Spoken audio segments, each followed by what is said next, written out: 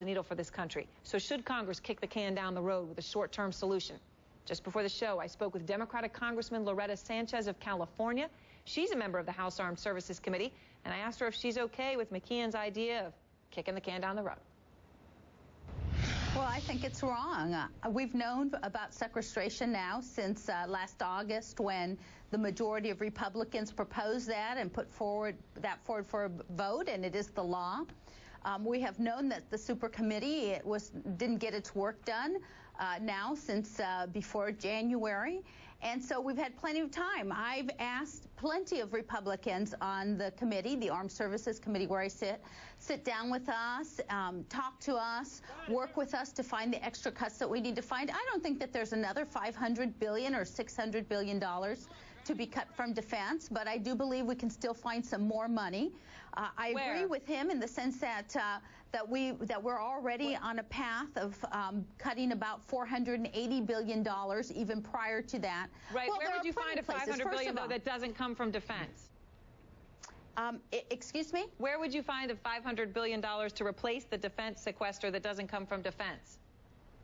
Well, what some of our proposals have been, for example, you've heard Chairman Levin over on the Senate side saying, I think we can find another $100 billion to cut from defense. But that means that we're still talking about $400 billion. And we've told them, in order to do this, you have to sit down and you have to help us find revenues, meaning that some of those loopholes have to go away that corporations are doing, some of the monies that go away overseas, this in the Cayman Islands and other places. We have to do away with those loopholes in order to find the revenue that we need to continue to have a strong military. But they have refused to put any revenue on the table. Well, I'm a little confused by that because, you know, Representative Mike Lee's been on this show, Senator Rand Paul's been on this show, and they have been categorical that they would allow loopholes to be closed. I was looking through the top 20 biggest loopholes in this country. A lot of them would affect the wealthiest Americans. And yesterday, Rand Paul said, yes, I'd close some of those and I'd keep some of the loopholes that help the poorest Americans, like the earned income tax credit, the child tax credit, things that help the poorest in this country. So it sounds to me like you should be able to get a deal done. Well, I would hope that we would. I mean, I'm willing to sit down right now. I know that we've had several of us on the committee, Democrats.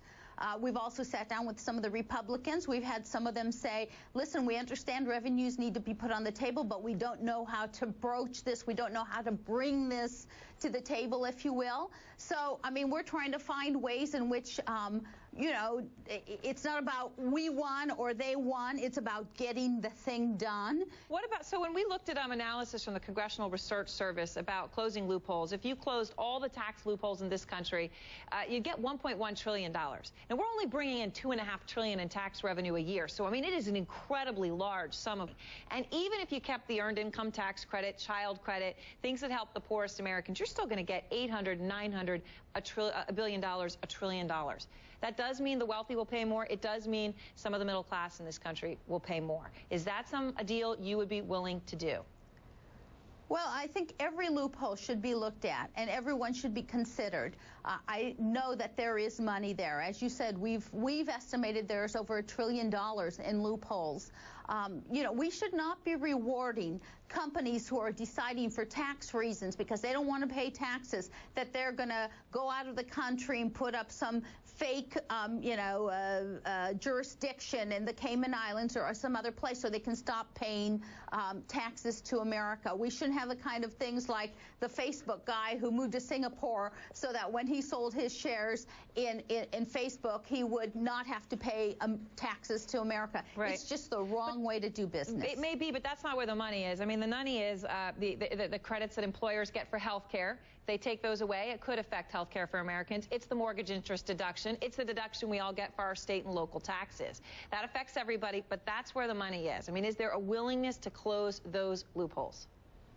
Well, I will tell you, as an American who applies the alternative minimum tax to my taxes. I don't get credit for those because I end up paying the alternative minimum tax. So there are plenty of Americans who are making under $200,000, for example, who are paying anyway. It's the upper Americans, it's the Americans making $1 million or more who are actually finding ways to effectively bring down their tax rates. So yeah, I would say let's eliminate some of those loopholes.